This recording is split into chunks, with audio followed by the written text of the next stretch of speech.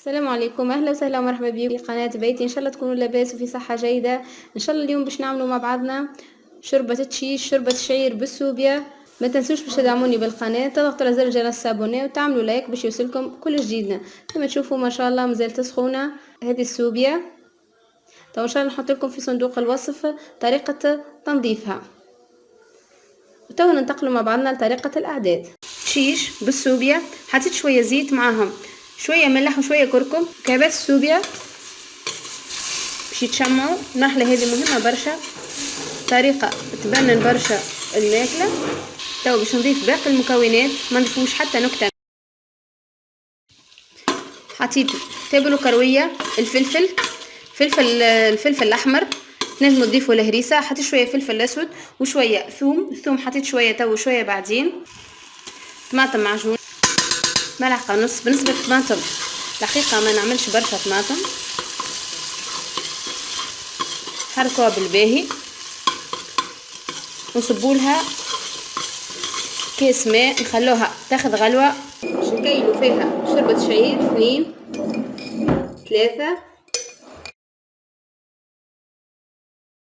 كل ملعقه بصحن. هذا هو الكيل. بالنسبه ليا باش نزيد نزكيها شوي، باش نعملها شويه عدس مقشر 1 2. هذا راهو اختياري. شويه فول مصري كيف اختياري. كما نعرفوا هذوما راهم يقووا برشا ويعاونوا ومفيدين برشا للصحه. الكميه هذه نغسلها نخلوها تغلي شوي، ردوا بالنا لا تشيط منا، وبعد نمرقوها بالماء سخون ونخلوها تطيب على راحتها. نضيفوا لها وريقه رند بعدين. كما تشوفوا حطيت الكلافس والثوم.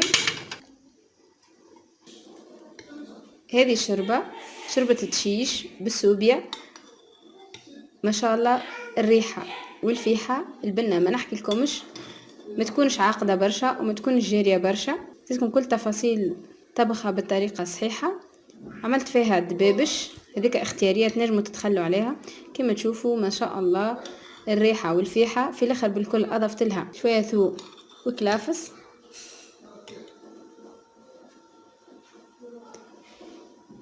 ذاك الليمون القارص.